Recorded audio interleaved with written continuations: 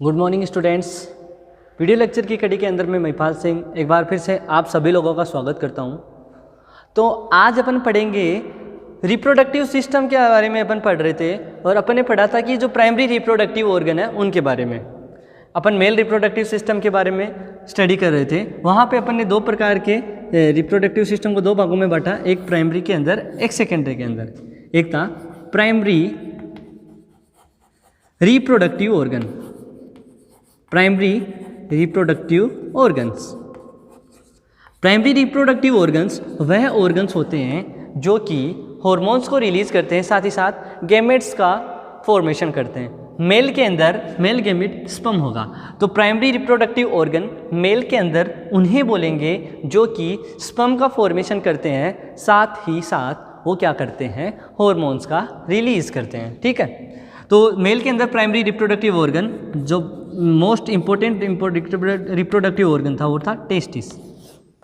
Testis की अपन ने structure पढ़ी थी कल। ठीक है, टेस्टिस की अपन ने स्ट्रक्चर पढ़ ली थी कि टेस्टिस के अंदर क्या क्या होता है। टेस्टिस में जो स्पर्मेटोगोनिया होती है, जो कि नर्स सेल, सर्टोली सेल या सस्टेंडिकुलर सेल्स के बीच में पड़े रहती हैं। स्पर्मेटोगोनिया या जिनको जर्म सेल बोलते हैं। जर्म सेल का मतलब एक सेल जो दूसरी सेल का निर्माण करती है, a cell which give rise to an another cell. ठीक है, तो स्पर्मेटोगोनिया जो स्पर्म का फॉर्मेशन कर रही थी, स्पर्मेटोगोनिया कहाँ था? स्पर्मेटोगोनिया दरअसल टेस्टिस के अंदर 200 से 250 लोब, टेस्टिस में काफ़ी सारे क्या होते हैं, चेम्बर्स होते हैं। उन चेम्बर्स को लोब्यूल्स बोलते हैं। लोब्यूल्स नंबर्स में 250 होते हैं, मतलब 200 से 300 अप्रोक्सीमेटली, नंबर्स में एग्जैक्टली 250 होते हैं, 250 के अराउंड होते हैं। उन लोब्यूल्स के अंदर 1 से 3 सेमनीफेरस ट्यूब्यूल्स होती है। उन सेमनीफेरस ट्यूब्यूल्स में दो प्रकार की सेल्स होती है। एक सर्टोली सेल जो कि स्पर्म जो बनेंगे उनको पोषण प्रदान करेगी, न्यूट्रिशन प्रोवाइड करेगी। दूसरी वाली जो सेल होगी उसको बोलेंगे अपन जर्म सेल या स्पर्मेटोगोनिया, जो कि स्पर्म का फॉर्मेशन करती है। ठीक है, ट्यूब्यूल्स के बाहर इस एक लोब में लगभग टेस्टिस में 250 लोब्स हैं। वन टेस्टिस में, ईच टेस्टिस में, टेस्टिस 2 होते हैं, तो एक टेस्टिस में 200 लोब, 200 लोब में से एक लोब लिया। एक लोब में 1 से 3 सेमनीफेरस ट्यूब्यूल्स थी। उन ट्यूब्यूल्स के अंदर जो इंटरस्टिशियल फ्लूइड होता है उसके अंदर एक सेल होती है जिसको बोलते हैं लीडिंग सेल। और वो लीडिंग सेल चूंकि इंटरस्टिशियल फ्लूइड में प्रेजेंट होने की वजह से, स्थित होने की वजह से उसको बोल दिया इंटरस्टिशियल सेल या लीडिंग सेल। वो क्या करती है, हॉर्मोन्स का रिलीज करती है, और वो मेल हार्मोन होता है जिसको टेस्टोस्टेरोन कहते हैं। और वह टेस्टोस्टेरोन आगे जाके स्पर्मेटोगोनिया को प्यूबर्टी के बाद में, मतलब 13 साल के बाद में, जब प्यूबर्टी की लास्ट स्टेज आती है, इजाकुलेशन है ना, लास्ट स्टेज अपन ने पढ़ा था प्यूबर्टी, मेल के अंदर प्यूबर्टी के बारे में अपन ने पाँचों स्टेज पढ़ी थी, है ना। तो लास्ट की जो स्टेज है उसमें क्या होता है, फर्स्ट इजाकुलेशन होता है। ठीक है, तो लास्ट स्टेज में जब प्यूबर्टी की एंडिंग स्टेज आएगी तब क्या करेगा, वो टेस्टोस्टेरोन ट्रिगर होगा पिट्यूटरी ग्लैंड के द्वारा, रिलीज हार्मोन के द्वारा, और यहाँ से वो लीडिंग सेल द्वारा या इंटरस्टिशियल सेल द्वारा क्या हो जाएगा, रिलीज होगा टेस्टोस्टेरोन, और जर्म सेल या स्पर्मेटोगोनिया को स्टिमुलेट करेगा स्पर्म प्रोड्यूस करने के लिए। तो ये टेस्टिस को भूलो, अपन ने अच्छी तरीके से पढ़ा है, उसको वीडियो को एकदम अच्छी तरीके से देखना, बहुत ही अच्छा समझ में आएगा। Secondary reproductive organs, secondary reproductive organ. Secondary reproductive organs के अंदर अपन ने बताया था कि सेकेंडरी रिप्रोडक्टिव ऑर्गन्स वो होते हैं जो कि एसेसरी ऑर्गन्स का रोल प्ले करते हैं। एसेसरी ऑर्गन्स वह ऑर्गन्स होते हैं जो कि रिप्रोडक्शन में किसी अन्य प्रकार से मदद करते हैं। मान लिया कि ये टेस्टिस स्पर्म का फॉर्मेशन कर रहे हैं, हॉर्मोन्स रिलीज कर रहे हैं, लेकिन इसके अलावा काफ़ी सारे अलग काम भी होते हैं। एक गाड़ी चलती है तो उसमें केवल इंजन का ही काम नहीं होता, उसमें अंदर टायर भी चाहिए। ठीक है ना, उसी हिसाब से ये क्या करते हैं, जैसे इंजन के अलावा ऑयल, टायर वगैरह चाहिए, तो वैसे ही सेकेंडरी ऑर्गन्स होते हैं रिप्रोडक्टिव, जो कि क्या करते हैं, रिप्रोडक्शन में किसी न किसी प्रकार से अपनी भूमिका अदा करते हैं। तो सेकेंडरी रिप्रोडक्टिव ऑर्गन्स को दो भागों में बांटा। एक था असेसरी डक्ट, असेसरी डक्ट्स, ये डक्ट होती है, ट्यूब्स होती है जो कि ट्यूब्स का क्या काम होता है, ट्यूब्स का काम क्या होता है, महत्वपूर्ण बात, ट्यूब्स का काम होता है ट्रांसपोर्टेशन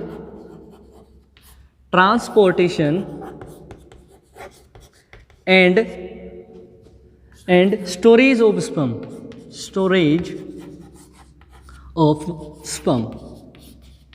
स्पर्म का ट्रांसपोर्टेशन के अलावा स्टोरेज करने का काम किसका होता है, असेसरी डक्ट्स का। समझ में आई बात। और ये असेसरी डक्ट कौन कौन सी होती है, ये अपन अभी आगे पढ़ने वाले हैं, अभी बता दूंगा तो समझ नहीं आने वाला। असेसरी डक्ट, इसके अलावा कुछ होती है असेसरी ग्लैंड्स। असेसरी ग्लैंड्स ये भी रिप्रोडक्शन में असेसरी ऑर्गन्स का काम करती है। ग्लैंड्स का मतलब ये कुछ सबस्टांस रिलीज करते हैं और वो सबस्टांस आगे जाके सीमन का हिस्सा होता है, सीमन बनाता है। ये असेसरी ग्लैंड्स भी अपन आगे पढ़ने वाले हैं। ठीक है, तो चलो शुरू करते हैं आज का टॉपिक।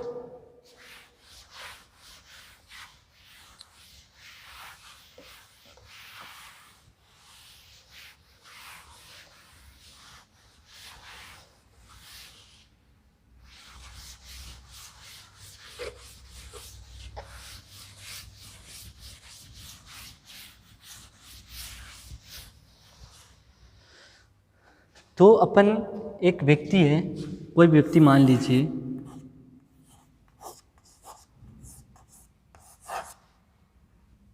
ये व्यक्ति है कोई, स्ट्रक्चर में जाना, ये इसका एब्डोमेन है, ये इसके टेस्टिस है जो कि स्क्रोटम में पड़े हैं। तो इसके एब्डोमेन विद स्क्रोटम की अपन एक बार इसका एक ब्रॉड डायग्राम बनाते हैं। तो मान लिया इस व्यक्ति का ये एब्डोमेन है, एब्डोमेन के नीचे ये स्क्रोटम है, टेस्टिस है जो कि स्क्रोटम है जो कि जिसके अंदर क्या पड़े हैं, टेस्टिस पड़े हैं। ठीक है, ये इसके स्क्रोटम है जिसके अंदर टेस्टिस पड़े हैं। इसको थोड़ा बड़ा बना लेते हैं।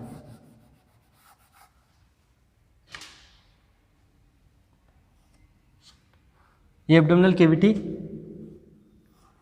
एब्डोमिनल कैविटी के क्या अंदर टेस्टिस से, अब टेस्टिस क्या होता है, यहाँ पे एब्डोमिनल कैविटी से बाहर स्क्रोटम के अंदर प्रेजेंट होते हैं। एक थैलीनुमा संरचना होती है जो कि इसके अंदर दोनों टेस्टिस पड़े रहते हैं और वो लटके किसके द्वारा होते हैं, स्पर्मेटिड कोड के द्वारा। और स्पर्मेटिड कोड की ओपनिंग कहाँ होती है, इंग्यूनल कैनाल से। ये जो कैनल है, इस कैनल को बोलते हैं इंग्यूनल कैनाल।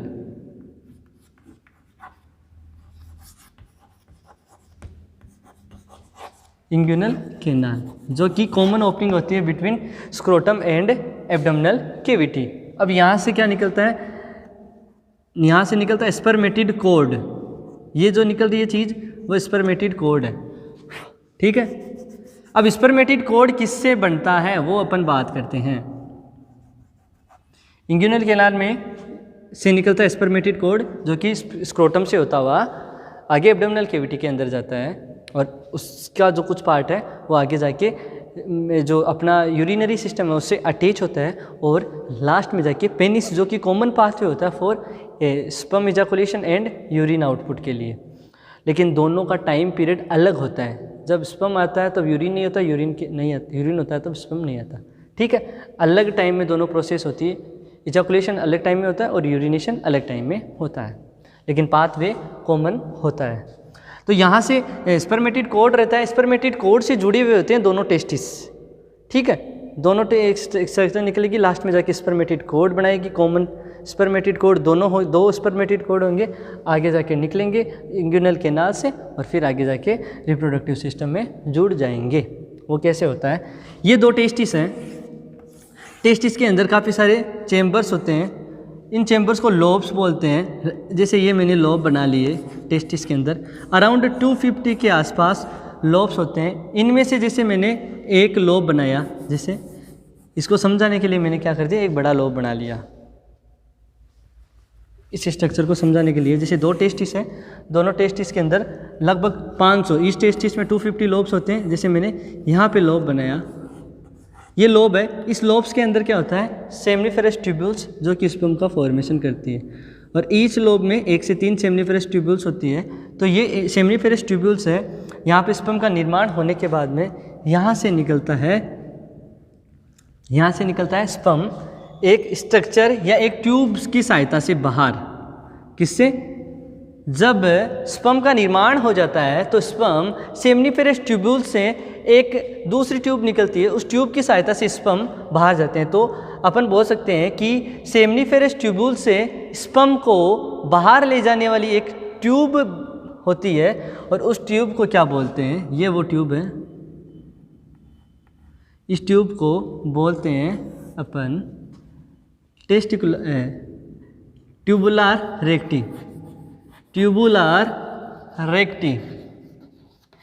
रेक्टी वह स्ट्रक्चर है जो कि स्पर्म को बाहर लेके जाती है, किससे? सेमनीफेरस ट्यूब्यूल से। तो अपन बोल सकते हैं after the formation of the sperm in the seminiferous tubules that another tube give rise and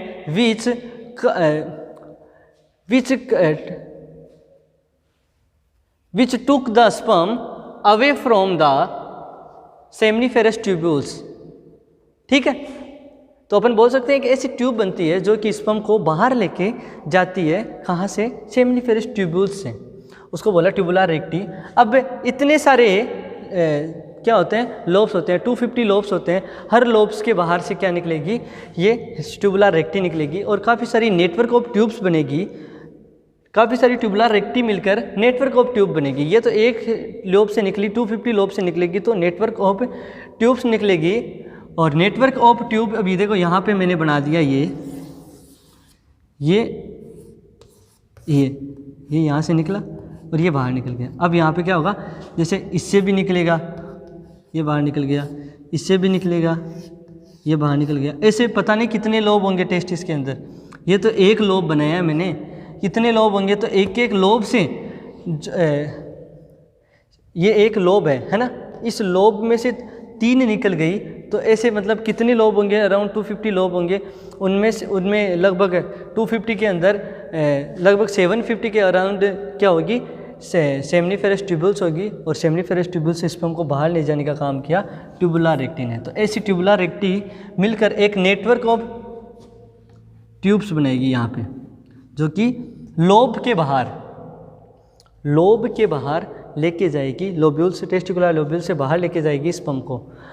तो नेटवर्क ऑफ ट्यूब्स ये रहा, जैसे यहाँ से निकला, फिर यहाँ से निकल गया, फिर यहाँ से निकल गया, फिर यहाँ से निकल गया, ऐसे मिलकर ये नेटवर्क ऑफ ट्यूब्स बनाएंगे। और इस नेटवर्क ऑफ ट्यूब को क्या बोलेंगे, इसको बोलेंगे रेटे टेस्टिस। रेटे टेस्टिस क्या है भाई? रेटे टेस्टिस एक नेटवर्क ऑफ ट्यूब है, नेटवर्क ऑफ ट्यूब्स, काफ़ी सारी नेटवर्क मिलके लोब्यूल्स से बाहर लेके जाती है, किसको? स्पर्म को। नेटवर्क ऑफ ट्यूब्स है जो लोब्यूल से बाहर लेके जाती है स्पर्म को, उसको बोलते हैं रेटे टेस्टिस। रेटे टेस्टिस के बाद में क्या होगा, फिर एक और स्ट्रक्चर आएगी, ये रेटे टेस्टिस हो गया। अब रेटे टेस्टिस के बाद में क्या होगा, यहाँ पे फिर एक और स्ट्रक्चर होगी, ये सारी रेटे टेस्टिस मिलकर फिर एक कॉमन ट्यूब बनाएगी, कॉमन ट्यूब बनाने वाली है। जैसे अपन ने बताया था कि यहाँ पे क्या हुआ, जैसे काफ़ी सारी ट्यूबुलार रेक्टी मिलकर नेटवर्क ऑफ ट्यूब्स बनी, और उस नेटवर्क ऑफ ट्यूब्स को अपन ने क्या बोला, उस कॉमन स्ट्रक्चर को जो काफ़ी सारी ट्यूब्स के नेटवर्क से मिली, उसको बोला ट्यूबुलार रेक्टी। अब ये ट्यूबुलार रेक्टी आगे जाके क्या बनाएगी, वास एफरेंट। आगे ट्यूबुलार रेक्टी आगे जाके बनाएगी वास एफरेंट। ठीक है, तो ये अब देखो इस कॉमन स्ट्रक्चर से एक चीज़ निकलेगी, वास एफरेंट। ठीक है, ट्यूबुलार रेक्टी आगे जाके फिर एक और स्ट्रक्चर बनाएगी, यहीं पे समझना होगा उसको।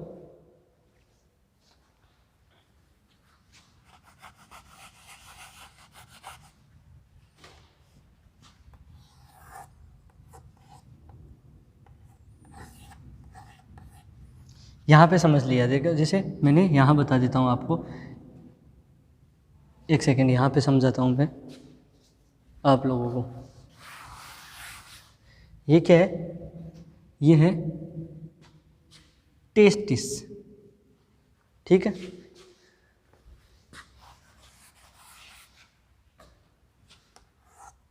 ये है टेस्टिस। ये टेस्टिस में है एक लोब, इस लोब में है 1 से 3 ट्यूब्स। ये ट्यूब जब यहाँ से यहाँ बाहर निकलेगी ऐसे मिलके तो 3 सेमनीफेरस ट्यूब्यूल से स्पर्म बाहर लेके जा रही है एक ट्यूब। उस ट्यूब को क्या नाम देंगे? उस ट्यूब को नाम दे दिया ट्यूबुलर रेक्टी। ये नाम हो गया इसका ट्यूबुलर रेक्टी। अब ट्यूबुलर रेक्टी आगे जाके, जैसे ये लोब हो गया उसकी ट्यूबुलर रेक्टी, इस लोब की ट्यूबुलर रेक्टी आगे जाके एक कॉमन नेटवर्क ऑफ ट्यूब बनाएगी। उस कॉमन नेटवर्क ऑफ ट्यूब को, ये तो क्या है, जैसे ये स्ट्रक्चर मैंने बना दी ये वाली, फिर ये नेटवर्क ऑफ ट्यूब्स है। उस नेटवर्क ऑफ ट्यूब को अपन ने क्या बोल दिया? ये रहा रेटेटेस्टिस। अब रेटेटेस्टिस एक कॉमन नेटवर्क ऑफ ट्यूब्स है, काफ़ी सारी ट्यूब्स का नेटवर्क है रेटेटेस्टिस। ये आगे जाके एक स्ट्रक्चर बनाएगी, उसको बोलेंगे वास एफरेंट, ठीक है। एक स्ट्रक्चर बनेगी वास एफरेंट, अब बनेगी वास एफरेंट।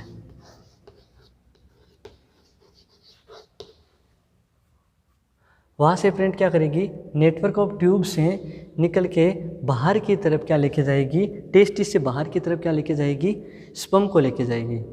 रेटेटेस्टिस से बाहर और स्पर्म को लेके टेस्टिस से बाहर लेके जाती है एक ट्यूब, उसको बोलते हैं वास एफरेंट। एफरेंट मतलब ले जाने वाली, ईफ्रेंट मतलब ले जाने वाली, एफरेंट मतलब लाने वाली। तो वास एफरेंट एक ट्यूब बनेगी नेटवर्क ऑफ ट्यूब से मिलकर, और वो स्पर्म को क्या ले जाएगी? बाहर लेके जाएगी। कहाँ से? टेस्टिस से, ठीक है। अब वास एफरेंट होती है, लगभग संख्या के अंदर बात करें तो 8 से 9, अराउंड 8 to 9 वास एफरेंट होती है, ठीक है। लगभग जैसे अब टेस्टिस से बाहर लेके जा रही है, ये नेटवर्क ऑफ ट्यूब थी, अब यहाँ से बाहर लेके एक स्ट्रक्चर जाएगी टेस्टिस से बाहर। ये टेस्टिस ऐसे बाहर लेके जाएगी, तो ये स्ट्रक्चर है, ये जो स्ट्रक्चर है ये है वास एफरेंट, ठीक है। वास एफरेंट ये स्ट्रक्चर है।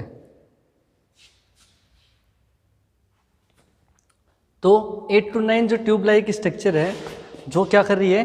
टेस्टिस से बाहर की तरफ क्या लेके जा रही है? स्पर्म को लेके जा रही है, ठीक है। 8 to 9 ट्यूब लाइक स्ट्रक्चर होती है यहाँ पे, जो टेस्टिस से बाहर लेके जाती है, उसको बोलते हैं वास एफरेंट, है ना। या अपन बोल सकते हैं वासा एफरेंसिया, वासा एफरेंसिया, ठीक है। अब देखो क्या होता है,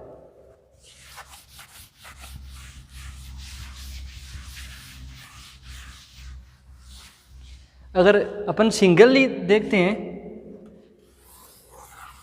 ये टेस्टिस था, ये एब्डोमिनल कैविटी थी, ये इंग्यूनल कैनाल थी, ये स्क्रोटम था, ठीक है। इसके अंदर टेस्टिस के अंदर क्या है?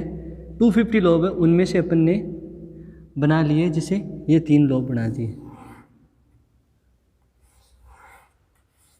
ये 3 लोब बना दिए। तीनों लोब्स के अंदर अपने कॉमन चीज़ क्या बनाई? Seminiferous tubules. ये 3 सेमनीफेरस ट्यूब्यूल्स बना दी। अब सेमनीफेरस ट्यूब्यूल्स से बाहर स्पर्म को लेके जाना, ये सेमनीफेरस ट्यूब्यूल से स्पर्म बाहर जा रहे हैं, किसकी सहायता से जा रहे हैं? इस स्ट्रक्चर को देखो, यहाँ से निकले, यहाँ से भी निकलेगी वो, यहाँ से भी निकलेगी वो, और यहाँ से भी निकलेगी। तो ये स्ट्रक्चर तो क्या है? Seminiferous tubules, seminiferous tubules. उसके बाद में सेमनीफेरस ट्यूब्यूल्स में जब स्पर्म का निर्माण हो जाता है, फॉर्मेशन हो जाता है, उसके बाद सेमनीफेरस ट्यूब्यूल्स से बाहर जाता है, लोब से बाहर, ये जो लोब है इस लोब से बाहर स्पर्म को लेके जाती है, सेमनीफेरस ट्यूब्यूल्स से स्पर्म को बाहर लेके जाती है, उसको बोला ट्यूबुलर रेक्टी, ट्यूबुलर रेक्टी। अब ट्यूबुलर रेक्टी आगे जाके काफ़ी सारी ये ट्यूबुलर रेक्टी हो गई, इसने काफ़ी सारी ट्यूब्स का नेटवर्क बना लिया। ये काफ़ी सारी ट्यूबुलर रेक्टी हो गई, इसने ट्यूब्स का नेटवर्क बना लिया। अब इस नेटवर्क ऑफ ट्यूब को क्या बोला अपन ने, ठीक है, ये तो हो गया लोब सेमिनिफेरस ट्यूब्यूल्स। ये क्या है, testicular lobule, testicular lobule, testicular lobule, ये सेमिनिफेरस ट्यूब्यूल्स। ये जो स्ट्रक्चर दिखाई दे रही है ये हो गई ट्यूबुलर रेक्टी। ये जो काफ़ी सारी ट्यूबुलर रेक्टी का नेटवर्क है जो कि लोब से बाहर या ट्यूबुलर रेक्टी से बाहर जब स्पर्म जाता है तो कौन सी स्ट्रक्चर में जाता है। बात आती है ट्यूबुलर रेक्टी से अब स्पर्म बाहर कहाँ पे जाएगा, तो ट्यूबुलर रेक्टी से बाहर काफ़ी सारी ट्यूबुलर रेक्टी मिलकर एक नेटवर्क ऑफ ट्यूब्स बनाती है और वो लोब से बाहर टेस्टिस स्पर्म को लेके जाती है। उसको बोल दिया ये tubular recti network of tubules हो गया, उसको बोल दिया अपन ने रेटेटेस्टिस। नेटवर्क ऑफ ट्यूब्स है ये रेटेटेस्टिस, क्या है, नेटवर्क ऑफ ट्यूब्स। काफ़ी सारी ट्यूब्स हैं, उसका नेटवर्क है। स्पर्म सबसे पहले आया सेमिनिफेरस ट्यूब्यूल्स में, उसमें फॉर्मेशन हुआ। अब सेमिनिफेरस ट्यूब्यूल्स से बाहर निकलेगा स्पर्म किसकी सहायता से, टेस्टिकुलर ट्यूबुलर रेक्टी की सहायता से। अब ट्यूबुलर रेक्टी स्पर्म को कहाँ लेके जाती है, सेमिनिफेरस ट्यूब्यूल से बाहर, और सेमिनिफेरस ट्यूब्यूल से बाहर लेके जाती है। अब सेमिनिफेरस ट्यूब्यूल से बाहर आगे टेस्टिस जाएगा ट्यूबुलर रेक्टी में, ठीक है। ट्यूबुलर रेक्टी क्या होती है, लोब्स के बाहर जो टेस्टिस के अंदर 250 लोब होते हैं उनके बाहर ये जो ट्यूबुलर रेक्टी होती है वो लोब्स के बाहर काफ़ी सारी ट्यूबुलर रेक्टी मिलती है और वो मिलके एक नेटवर्क ऑफ ट्यूब बनाती है, उसको बोलती है रेटेटेस्टिस। अब रेटेटेस्टिस क्या करेगा, रेटेटेस्टिस से आगे जाएगा स्पर्म दूसरी ट्यूब में, ठीक है। अब काफ़ी सारी ये नेटवर्क ऑफ ट्यूब है जिसको रेटेटेस्टिस बोला। ये रेटेटेस्टिस आगे एक दूसरी स्ट्रक्चर से जुड़ेंगे और आगे मिलकर एक लगभग छोटी ट्यूब लाइक स्ट्रक्चर बनाएंगे। लगभग 8 से 9 ट्यूब होगी वो, ठीक है, लगभग 8 to 9 ट्यूब होगी जिसको अपन बोलेंगे वासा एफ्रेंसिया। वासा एफ्रेंसिया, एफ्रेंस मतलब ले जाने वाली, एफ्रेंट मतलब लाने वाली, इफ्रेंसिया, इफ्रेंसिया जो ले जाने वाली। तो वासा एफ्रेंसिया क्या करेगी, अब स्पर्म को टेस्टिस से बाहर लेके जाएगी। जो रेटेटेस्टिस के अंदर जो स्पर्म है उसको अब टेस्टिस से बाहर ले जाने का जिम्मा किसका है, एक लगभग ऐसे 8 to 9 ट्यूब लाइक स्ट्रक्चर बनेगी, छोटी पतली ट्यूब लाइक स्ट्रक्चर होगी जिसको बोलेंगे वासा एफ्रेंसिया, जो कि टेस्टिस से बाहर अब स्पर्म को लेके जाती है। तो इसने मिलकर बना दिया वासा एफ्रेंसिया, ये वासा एफ्रेंसिया हो गया। अब वासा एफ्रेंसिया के बाहर, टेस्टिस के बाहर वासा एफ्रेंसिया 8 से 9 जो वासा एफ्रेंसिया वो मिलकर एक कॉमन ट्यूब बनाएगी, कॉमन ट्यूब बनाएगी। उस कॉमन ट्यूब को क्या बोलेंगे, एपिडिडाइमिस, एपिडिडाइमिस। एपिडिडाइमिस का क्या काम होता है, स्टोरेज का, स्टोरेज ऑफ स्पर्म। क्योंकि जब तक इजाकुलेशन नहीं करेंगे तब तक स्पर्म तो बनते ही रहेंगे भाई, स्पर्म तो रेगुलर बनेंगे, वो बनते रहेंगे, और आप इजाकुलेशन नहीं करोगे तो स्पर्म स्टोर तो होने ही चाहिए, और वो स्टोर करने का काम किसका होता है, एपिडिडाइमिस का, ठीक है। एपिडिडाइमिस एक्चुअल में देखें तो टेस्टिस के अंदर सबसे बड़ी ट्यूब होती है। इन ट्यूब्स के अंदर जब टेस्टिस के अंदर जो ट्यूब पड़ते हैं, विद इन द टेस्टिस जो ट्यूब पड़ते हैं, उन ट्यूब्स के अंदर सबसे बड़ी जो ट्यूब होती है वो एपिडिडाइमिस ही होती है, जो कि स्पर्म को स्टोर करने का काम करती है, ठीक है। अपन ने क्या क्या पढ़ा, सबसे पहले अपन ने लोब्यूल पढ़ा, लोब्यूल के अंदर सेमिनिफेरस ट्यूब्यूल पढ़ा। सेमिनिफेरस ट्यूब्यूल्स में स्पर्म का फॉर्मेशन हुआ, एक लोब के अंदर अराउंड 1 to 3 सेमिनिफेरस ट्यूब्यूल्स थी। अब वो ट्यूब्यूल्स के अंदर क्या हो रहा है, स्पर्म का फॉर्मेशन हो रहा है। अब ये स्पर्म इन ट्यूब से बाहर कैसे जाएगा, वो जाएगा अब एक पतली महीम slightly thin tube like structure निकलेगी जिसको मैंने बोला tubular recti. Tubular recti lobules के बाहर स्पर्म को लेके जाती है। अब लोब्यूल्स के बाहर इतने सारे लोब हैं, 250 लोब है, और इन लोब से बाहर ये ट्यूबुलर रेक्टी निकलती है, तो काफ़ी सारी ट्यूब्स का नेटवर्क बन जाता है। उस ट्यूब के नेटवर्क को अपन ने बोला रेटेटेस्टिस। अब रेटेटेस्टिस आगे जाके लगभग 8 to 9 small tube like structure बनाएगी, जिसको बोला वासा एफ्रेंसिया। ये वासा एफ्रेंसिया टेस्टिस से बाहर आगे स्पर्म को लेके जाती है। अब आगे क्या होगा, टेस्टिस से बाहर स्पर्म चला गया वासा एफ्रेंसिया में, वासा एफ्रेंसिया आगे जाके एक कॉमन ट्यूब बनाएगी। उस कॉमन ट्यूब को अपन ने बोल दिया एपिडिडाइमिस, और वह एपिडिडाइमिस क्या कर रहा है, स्पर्म को स्टोर कर रहा है। क्योंकि स्पर्म रेगुलर बनते रहेंगे, स्पर्मेटोजेनेसिस की प्रोसेस होती रहेगी, और जब तक आप इजाकुलेशन नहीं करोगे तब तक वो स्पर्म स्टोर रहेंगे, और वो स्टोर करने का काम किसका होगा, वो काम होगा आपके यहाँ पे एपिडिडाइमिस का।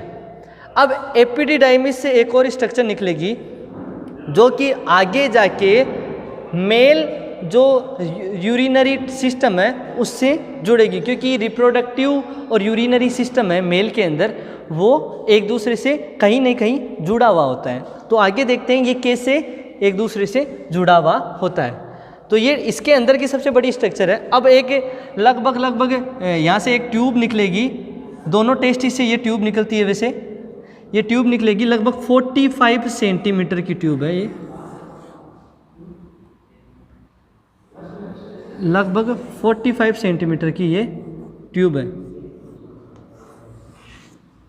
ये ट्यूब। तो अब अपन यहाँ पे क्या बनाएंगे, मेल जो यूरिनरी सिस्टम है वो भी बनाएंगे। तो यहाँ पे क्या एब्डोमिनल कैविटी आ गई, इंग्यूनल कैनाल से ये एक ट्यूब निकल रही है। इस ट्यूब को अपन ने क्या नाम दे दिया, इस ट्यूब को मैंने नाम दे दिया वास डेफरेंट, वास डेफरेंट। अब वास डेफरेंट ऐसे आएगी, और ये क्या करे, जैसे ये बना दिया मेल का ब्लेडर।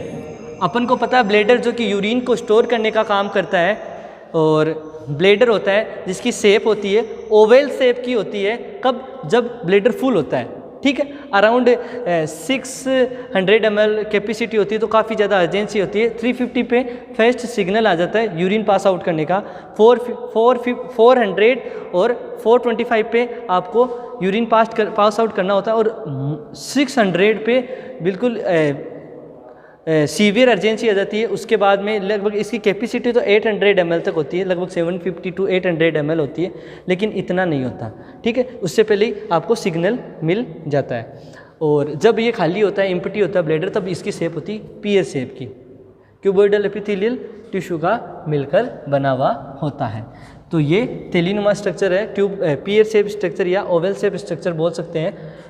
क्या है ये, ब्लेडर। ब्लेडर में यूरिन आता है यूरेटर की सहायता से। 2 यूरेटर है जो कि किडनी से यूरिन बनने के बाद में लाते हैं यूरिनरी ब्लेडर में, और यूरिनरी ब्लेडर से यो यूरिन यूरिथ्रा से होता हुआ, यूरिथ्रा आगे जाके पेनिस का यहाँ पे फॉर्मेशन हो जाता है, क्योंकि यूरिथ्रा के अंदर से पेनिस के अंदर की वाली जो स्ट्रक्चर होती है उसको यूरिथ्रा बोलते हैं, और यूरिथ्रा से यूरिन पास आउट हो जाता है, ठीक है।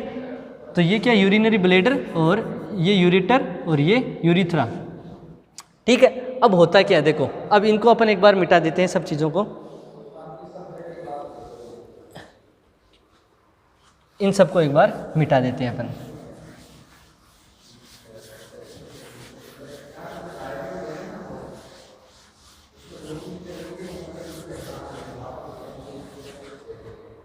अब देखो क्या होता है,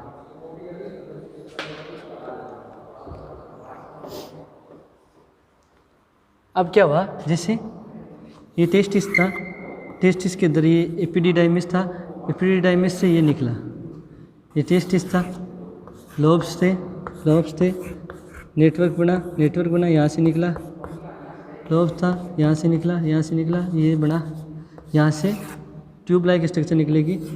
ये इंग्यूनल कैनाल है, ये एब्डोमिनल कैविटी है, और ये अपनी वो ट्यूब है जिसको वास एफरेंट के नाम से जाना, ठीक है। अब क्या होगा, यहाँ पे ब्लेडर है, ब्लेडर के इधर दोनों तरफ यूरेटर है। अब यूरेटर के ऊपर से, ब्लेडर के पीछे से, यूरेटर के ऊपर से एपिडिडाइमिस दरअसल टेस्टिस के पीछे वाली स्ट्रक्चर है, अब यहाँ से निकला वास्ट डिफरेंट इंग्यूनल कैनाल से होता हुआ एब्डोमिनल कैविटी में पहुँचा। एब्डोमिनल कैविटी में अब ये यूरेटर के पीछे से ऐसे आता है, ये इस हिसाब से यूरेटर के पीछे से घूम के आता है।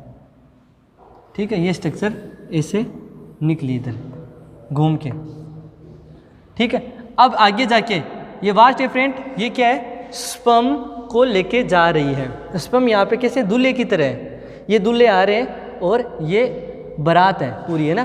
तो यहाँ पे बारातियों का वेट कौन कर रहा है, यहाँ पे एक ग्लैंड आएगी। अपने जो प्राइमरी रिप्रोडक्टिव ऑर्गन पढ़ लिए, सेकेंडरी रिप्रोडक्टिव असेसरी ग्लैंड्स और असेसरी जो डक्ट के बारे में। तो डक्ट थी ये डक्ट लाइक एज बस की तरह काम करिए, ट्रेवल करवाने का काम करिए दूल्हे को। दूल्हा कौन है, स्पर्म। ठीक है, अब क्या कर रहा है, यहाँ पे ग्लैंड्स आएगी। ग्लैंड्स क्या करेगी, इसके अंदर जो सीमन है स्पर्म के साथ, जो 90% सीमन होता है इजाकुलेशन का, ओनली 10% स्पर्म होता है। तो सीमन प्रोड्यूस करने का काम होता है एसेसरी ग्लैंड का। 3 प्रकार की एसेसरी ग्लैंड होती है। सबसे पहले एक लीफ लाइक स्ट्रक्चर आती है। मान लो ये लीफ लाइक स्ट्रक्चर है, ये रही।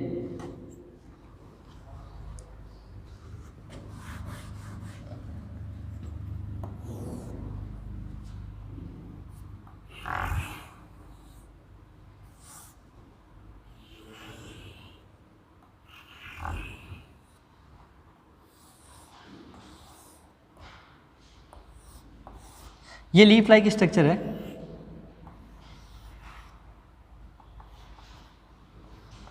तो ये दूल्हे का वेट करें, अर्थात स्पर्म का वेट करें, है ना।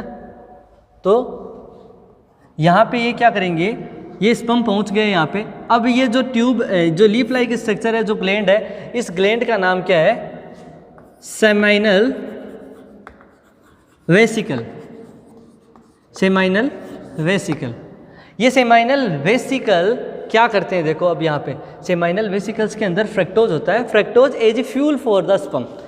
स्पर्म को एनर्जी प्रोवाइड करने का काम कौन करता है, यहाँ पे नाश्ता पानी करवा रहे हैं, बारात आ गई, दूल्हा राजा आ गया, स्पर्म आ चुका है, तो स्पर्म को नाश्ता पानी करवाने का काम कौन कर रहा है, ये सेमाइनल वेसिकल कर रही है। अर्थात ये इसको फ्यूल देगी, न्यूट्रिशन देगी, एनर्जी प्रोवाइड करने का काम करेगी। तो अपन बोल सकते हैं फूड सोर्स या fuel form for the sperm is the fructose. अपन पढ़ते हैं बॉडी के अंदर जितनी भी सेल है उनके अंदर जो फ्यूल का काम करता है वो ग्लूकोज करता है, लेकिन स्पर्म के लिए फ्यूल का काम या एनर्जी का काम या फूड सोर्स का काम वो फ्रक्टोज करता है। और वो फ्रक्टोज किससे मिलता है, वो सेमाइनल वेसिकल के द्वारा मिलता है। ठीक है, और सेमाइनल वेसिकल्स लगभग अराउंड 60% जो सीमन होता है उसका पार्ट होता है। लगभग 60% सीमन का पार्ट होता है सेमाइनल वेसिकल्स का जो फ्लूइड होता है वो। तो अपन को पता है कि सेमाइनल वेसिकल्स क्या करती है, स्पर्म को फ्रक्टोज देती है जो कि फ्यूल का काम करता है। इसके अलावा स्पर्म के साथ जो सीमन होता है उस सीमन का 60% हिस्सा सेमाइनल वेसिकल से निकलने वाला, रिलीज होने वाला फ्लूइड ही होता है। और ये फ्लूइड कैसा होता है, नेचर की बात करें तो एल्केलाइन नेचर का होता है ये फ्लूइड। एल्केलाइन नेचर होने का फ़ायदा क्या होता है, देखो अपन को पता है कि जो वेजाइना होती है उसकी पीएच होती है एसिडिक। तो एसिडिक पीएच में स्पर्म डिस्ट्रॉयड हो सकते हैं। तो स्पर्म को डिस्ट्रॉयड होने से बचाने के लिए, स्पर्म को प्रोटेक्शन करने के लिए एल्केलाइन नेचर भी ज़रूरी है। तो सीमन होता है उसका एल्केलाइन नेचर होता है। और जब भी एसिड और एल्केलाइन का मिक्सअप होता है तो वो कैसा हो जाता है, उसको बोलते हैं neutralise state. Neutralise state it means वह उदासीन अवस्था है। तो अब जो स्पर्म है वो यहाँ पे सेफ रहेंगे। ठीक है, तो ये भी काफ़ी महत्वपूर्ण चीज़ होती है, इसको भी ध्यान में रखना होता है। उसके बाद में अपन बात करते हैं आगे की। ठीक है, तो ये लीफ लाइक स्ट्रक्चर थी, यहाँ से ये फ्लूइड और ये है अपना वास डेफरेंट। ये दोनों मिलके, ये यहाँ पे यूरिथ्रा है, ये दोनों मिलके यहाँ पे अब आएगी एक इजाकुलेटरी डक्ट। 2 इजाकुलेटरी डक्ट होती है। ईच इजाकुलेटरी डक्ट किससे मिलकर बनी होती है, एक तो सेमाइनल वेसिकल्स से और एक वास डेफरेंट से। तो वास डेफरेंट और सेमाइनल वेसिकल्स के लिए एक कंबाइंड ओपनिंग होती है, एक डक्ट का फॉर्मेशन होता है और उस डक्ट को बोल दिया इजाकुलेटरी डक्ट। इस इजाकुलेटरी डक्ट में क्या है, एक तो स्पर्म है जो कि वास डिफरेंट द्वारा लाया जा रहा है। दूसरी चीज़ क्या है, दूसरी चीज़ क्या है, जो सेमाइनल वेसाइकल्स के द्वारा रिलीज हुआ सबस्टांस। ठीक है, सेमाइनल वेसाइकल्स के द्वारा रिलीज हुआ सबस्टांस इसके अंदर प्रेजेंट होगा।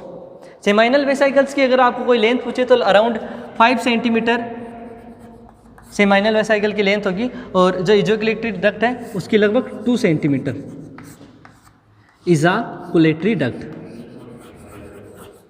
इजाकुलेटरी डक्ट। तो ये भी चीज़ महत्वपूर्ण है, ध्यान में रखने वाली चीज़ है।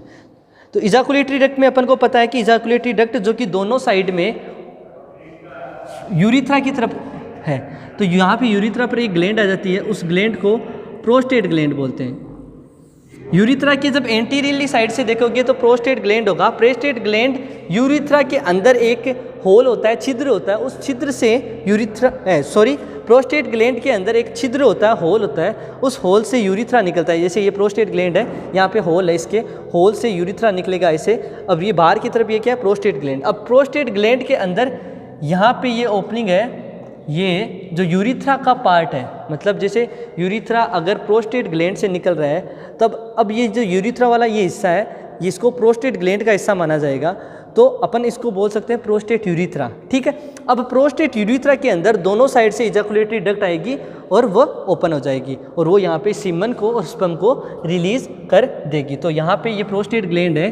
प्रोस्टेट ग्लैंड काफ़ी महत्वपूर्ण ग्लैंड होती है, लगभग 8 ग्राम के आसपास प्रोस्टेट ग्लैंड होती है और इसके अंदर प्रोस्टेट ग्लैंड के अंदर एक तो फॉस्फेट होता है आयन, एक कैल्शियम होता है। फॉस्फेट और कैल्शियम दरअसल क्या काम करते हैं, महत्वपूर्ण बात, मोस्ट इंपॉर्टेंट चीज़ ये होती है कि क्या होता है, स्पर्म को फ्रीज करने की ज़रूरत होती है। स्पर्म को वेजाइना के अंदर एक बार स्टोर करके फ्रीज करने की ज़रूरत होती है। तो यहाँ पे क्या होता है, कुछ एंजाइम्स वगैरह होते हैं किसके अंदर, जो प्रोस्टेट ग्लैंड से रिलीज होने वाला सिक्रेशन है उसमें कुछ एंजाइम होते हैं और वही एंजाइम क्या करते हैं, जो अपने स्पर्म होते हैं उनको जो वेजाइना है उसके अंदर फ्रीज करने का काम करते हैं। इसके अलावा इसके अंदर कैल्शियम होते हैं और फॉस्फेट होता है। कैल्शियम आपको पता है कि क्लोटिंग का काम करता है, क्लोटिंग अर्थात अब उस चीज़ को फ्रीज करना है। तो अपन ने पढ़ा था क्लोटिंग फैक्टर 2, 7, 9 और 10। तो क्लोटिंग फैक्टर 2, 7 और 9 और 10 के सिंथेसिस के लिए, ठीक है, अपन ने पढ़ा था एक तो विटामिन के, काफ़ी महत्वपूर्ण। इसके अलावा अपन ने पढ़ा था क्लोटिंग फैक्टर 4, है ना, ठीक है, क्लोटिंग फैक्टर 4। तो अपन ने वहाँ पे कैल्शियम पढ़ा था। कैल्शियम क्या है, एक प्रकार का क्लोटिंग फैक्टर है, जबकि 2, 7, 9, 10 को सिंथेसिस के लिए ज़रूरी होता है पोटेशियम आयन। तो फॉस्फेट, पोटेशियम, कैल्शियम आयन ये किसका हिस्सा होता है, प्रोस्टेट ग्लैंड के सिक्रेशन का। ठीक है, तो प्रोस्टेट ग्लैंड का सिक्रेशन के 2 काम होते हैं, एक तो ये वाइटिश कलर का होता है, तो स्पर्म का जो सीमन होता है, सीमन का कलर वाइटिश होने का कारण प्रोस्टेट ग्लैंड के द्वारा रिलीज सबस्टांस होता है। इसके अलावा उसकी स्मेल, स्पर्म जो सीमन होता है उसकी स्मेल का कारण भी क्या होता है, प्रोस्टेट ग्लैंड द्वारा रिलीज ये सिक्रेशन होता है। उसको फ्रीज करने के लिए जो रिस्पॉन्सिबल एंजाइम्स वगैरह, जो आयंस वगैरह होते हैं, वो भी प्रोस्टेट ग्लैंड के सिक्रेशन के अंदर ही मौजूद होते हैं। तो 2 ग्लैंड्स पढ़ ली, सेमाइनल वेसिकल्स और प्रोस्टेट ग्लैंड। अब यूरिथ्रा जैसे ही प्रोस्टेट ग्लैंड से आगे निकलेगा तो आगे बल्ब लाइक स्ट्रक्चर होगी, जिसको बोलेंगे bulbo urethral gland. Bulbo urethral gland secretion करेगी, जो कि एक प्रकार से काफ़ी स्टिकी सबस्टांस होता है और ये क्या काम करता है, स्मूथनेस का काम करता है, स्मूथनेस का काम करता है। तो तीनों ग्लैंड्स जो कि सीमन का हिस्सा बनाती हैं, अराउंड 60% हिस्सा सीमन का हिस्सा होता है, वो होता है सेमाइनल वेसिकल से निकला हुआ फ्लूइड। अराउंड 30% सीमन का हिस्सा होता है जो कि प्रोस्टेट ग्लैंड से निकला हुआ फ्लूइड, और थोड़ा बहुत हिस्सा होता है बल्बो यूरिथ्रल ग्लैंड से निकला हुआ फ्लूइड, और 10% होते हैं स्पर्म। तो ये चीज़ अपन ने जानी आज मेल रिप्रोडक्टिव ऑर्गन्स के बारे में। ठीक है, आगे क्या हुआ, जब इजाकुलेशन होगा तो ये यूरिथ्रा है, ये यूरिथ्रा आगे जाके यूरिथ्रा किसके अंदर होगी, urethra inner most lining tube होती है जो कि पेनिस के अंदर मौजूद होती है, बाहर की तरफ, फिर जैसे ही यूरिथ्रा आगे की तरफ बढ़ेगा तो आगे आपको पेनिस देखने को मिलेगा। पेनिस से अंदर की तरफ ये जो देख रहा है ये यूरिथ्रा है। यूरिथ्रा यहाँ से यूरिन भी निकलता है और सीमन भी निकलता है। ठीक है, तो ये चीज़ आपको ध्यान में रखनी है। ये था अपना टॉपिक। अब आगे अपन क्या पढ़ेंगे, स्पर्मेटिड कॉर्ड कैसे बना। अपन ने इतनी चीज़ें पढ़ ली, अब स्पर्मेटिड कॉर्ड पढ़ेंगे। अपन ने एसेसरी डक्ट पढ़ ली। एसेसरी ग्लैंड के अंदर seminal vesicles, ejaculatory duct accessory duct का पार्ट है। ग्लैंड के अंदर सेमाइनल वेसिकल्स, दूसरी प्रोस्टेट, और थर्ड वन थी जो बल्बो यूरिथ्रल। बल्बो यूरिथ्रल का एक और नाम होता है Cowper's gland. Bulbo urethral gland का एक अनदर नाम होता है काउपर्स ग्लैंड। तो देखो अपन ने क्या क्या पढ़ा, एक बार देख लेते हैं। अपन ने शुरू किया मेल रिप्रोडक्टिव सिस्टम को, उसमें अपन ने पढ़ा primary reproductive organ. Primary reproductive organs क्या होते हैं, सबसे पहले बात तो प्राइमरी रिप्रोडक्टिव ऑर्गन्स अपन ने बोला कि वह ऑर्गन जो कि गैमेट्स का फॉर्मेशन करते हैं। तो मेल के अंदर गैमेट्स क्या होता है, स्पर्म। तो स्पर्म का जो फॉर्मेशन करते हैं उनको बोलते हैं प्राइमरी रिप्रोडक्टिव ऑर्गन। इसके साथ साथ वो क्या करते हैं, हार्मोन्स को रिलीज करने का काम करते हैं। ठीक है, अब टेस्टिस को अपन ने बोला प्राइमरी रिप्रोडक्टिव ऑर्गन, अर्थात वो क्या कर रहा है, हार्मोन्स को रिलीज भी कर रहा है और साथ ही साथ वो क्या कर रहा है, स्पर्म को फॉर्मेशन भी कर रहा है। तो अपन ने बोला testis is a primary reproductive organs which helps in the release of hormones and the male hormone is the testosterone, and the testosterone which is released by the leading cell or the interstitial cell. What is the interstitial cell? Come on the point, interstitial cell. When we study about the structure of the testis, then we studies about the leading cell.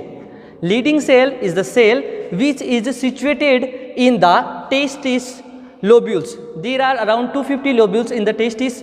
If we see a cross section of a lobule, there are around 1 to 3 seminiferous tubules, and around the seminiferous tubules there are interstitial fluid, or in the interstitial fluid some small structures are present or small cells are present which is known as leading cells. Although they are situated in the interstitial fluid, so they also known as interstitial cells, and these cells help in the release of hormone testosterone by the help of triggers the hormone which is released by the pituitary glands after the puberty.